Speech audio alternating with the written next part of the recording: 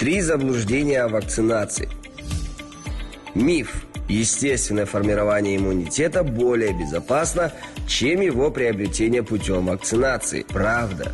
Выработка иммунитета путем вакцинации несет меньшие риски, чем его естественное формирование, так как невозможно предсказать степень тяжести симптомов в случае заражения COVID-19. Миф. Вакцина способствует бесплодию. Правда. Вакцины не вызывают нарушений репродуктивных функций. Напротив, те, кто заболел коронавирусной инфекцией, получают риск бесплодия либо осложнений при беременности. Миф.